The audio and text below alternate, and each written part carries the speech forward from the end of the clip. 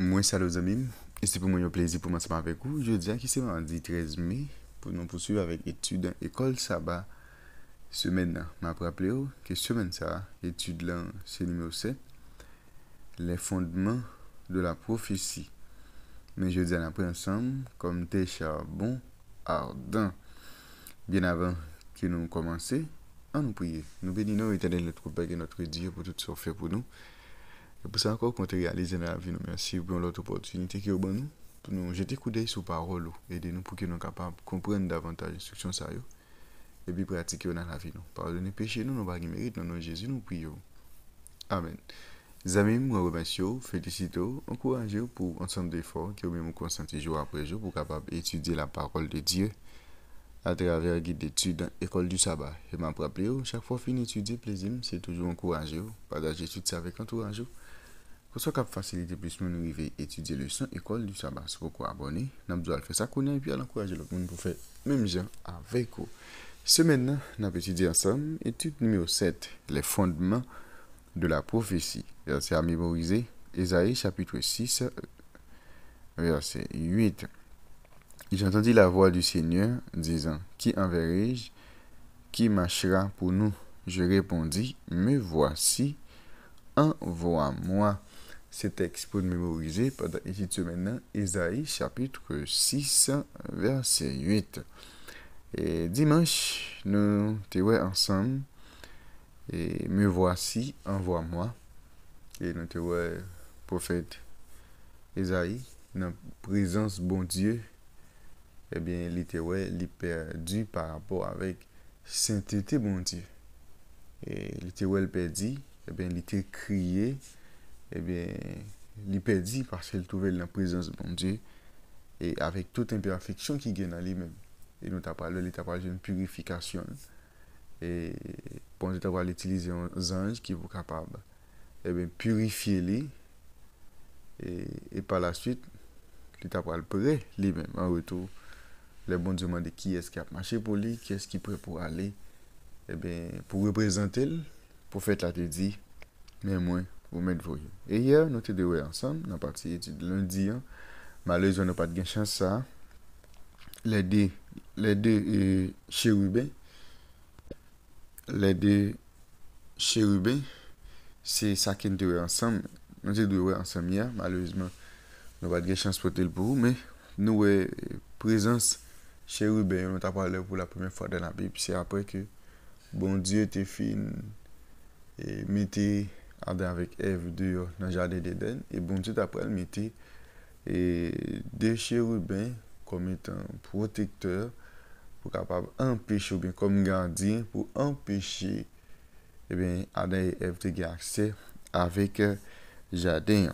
Et nous avons parlé dans le sanctuaire là, nous avons présent chérubin et en plus fois tout et chérubin ça lieu côté qui est et en Éden ou côté tu as regardé et jardin c'est là Adam avec Ève tu as une possibilité pour venir adorer bon Dieu en quelque sorte chérubin et surtout dans le milieu côté où il était symbolisé présence bon Dieu parce que c'est là Adam avec Ève tu as une possibilité pour être capable de venir adorer bon Dieu.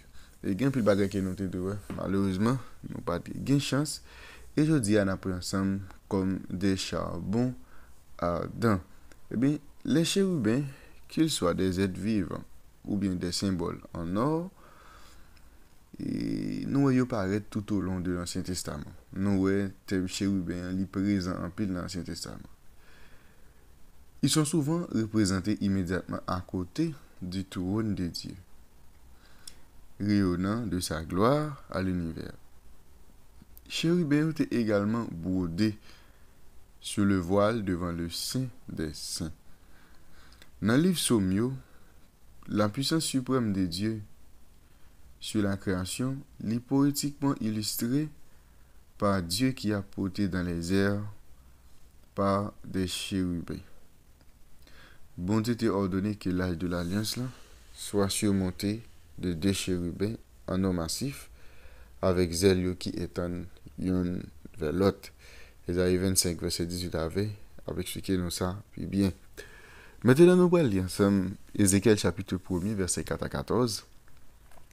Et c'est regarder pour eux qui similitude que nous joignent entre Ézéchiel 1er, verset 4 à 14 et scène qui décrit dans Ésaïe chapitre 6, verset 1 à 6 et puis Apocalypse 4, verset 1 à 11. Vous êtes capable de détecter ça et de façon personnelle pour capable faire parallèle là pour qui point similitude qui gagne, ok, pour capable établir différence ou bien établir et bien pour qui point de ressemblance qui gagne entre vision ça plutôt et mais en attendant pour aller pour Ézéchiel chapitre 1er verset 4 à 14 pas oublier question qui similitude que ouais entre passage ça on parle de Ézéchiel 1er verset 4 à 14 et puis scène qui décrit dans Ésaïe 6 verset 1 à 6 et puis Apocalypse 4 verset 1 à 11.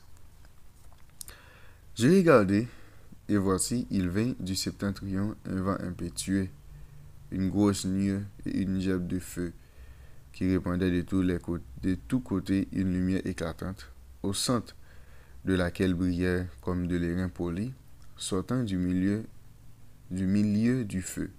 Au centre encore apparaissaient 4 animaux, dont l'aspect avait une ressemblance humaine. Chacun d'eux avait 4 faces, et chacun avait 4 ailes. Leurs pieds étaient droits, et la plante de leurs pieds était comme celle du pied d'un veau. Il étincelait comme de l'airain poli. Il avait des mains d'homme sous les ailes à leurs 4 côtés, et tous les 4 avaient leurs faces et tous les 4 avaient leurs faces et leurs ailes. Leurs ailes étaient jointes l'une à l'autre, et ils ne se tournaient point en marchant, mais chacun marchait droit devant soi. Quant à la figure de leur face, ils avaient tous une face d'homme, tous 4 une face de lion à droite, tous quatre une face de bœuf à gauche, et tous 4 une face d'aigle. Leurs faces et leurs ailes étaient séparées par le haut. 2 de leurs ailes étaient jointes l'une à l'autre, et 2 couvraient leur corps. Chacun marchait droit devant soi, et ils allaient où l'esprit les poussait à aller, et ils ne se tournaient point dans leur marche. L'aspect de ces animaux ressemblait à des charbons de feu ardent. C'était comme l'aspect des flambeaux, et ce feu circulait entre les animaux, et jetait une lumière éclatante, et il en sortait des éclairs. Et les animaux couraient et revenaient comme la foudre. Eh bien, Ézéchiel était confronté avec une démonstration impressionnante de la puissance de Dieu.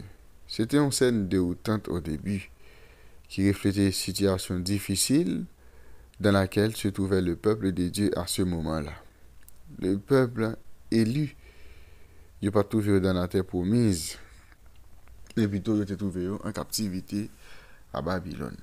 Tandis que Ézéchiel lui-même il a contemplé scène, il a contemplé scène, il levé les yeux et il voit trône bon Dieu au-dessus de tout. Remarquez similitude importante avec d'autres visions du trône. Créature vivante Ézéchiel nous voyons le même visage que les créatures vivantes et dans la vision des gens. Nous voyons un lion, un aigle, un bœuf et puis un moun. Les créatures mystérieuses à 4 visages ne sont pas nommées spécifiquement dans la description initiale d'Ézéchiel, mais plus tard, dans l'autre scène de la salle du trône. Elles sont appelées chérubins et nous retrouvons également les charbons ardents de la vision d'Ésaïe des séraphins. Il y a un texte en commun les visages des créatures vivantes mentionnés dans la vision de Jean. Chaque fois que nous voyons le trône de Dieu, que ce soit dans l'âge de l'Alliance typique qui te servi lieu de rencontre entre Dieu ensemble avec Moïse, ou dans les visions saisissantes des prophètes, nous voyons chérubins yo toujours là. Yo lié avec trône bon Dieu. Toute créature bon Dieu te prend naissance pour capable refléter gloire. Que c'était la race humaine qui fait à image li, que c'était des êtres angéliques qui étaient placés immédiatement à côté de trône glorieux bon Dieu, eh bien yo tout yo vini à l'existence dans le but pour capable refléter la gloire de Dieu. On réfléchit ensemble. Saint, Saint, Saint est le Seigneur Dieu Tout-Puissant. Comment vous situez-vous par rapport à la sainteté qu'Ézéchiel observe ici? Que révèle votre réponse sur votre besoin de l'évangile? Je dis à nous d'apprendre ensemble, et comme des charbons ardents, et bien c'est pour ça qu'il nous a considéré. Avant d'aller, à nous prier. Merci éternel notre Père et notre Dieu pour révélation parole.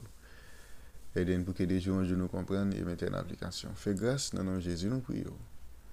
Amen. Je viens déjà, monsieur, bonne étude, bonne journée et à la prochaine.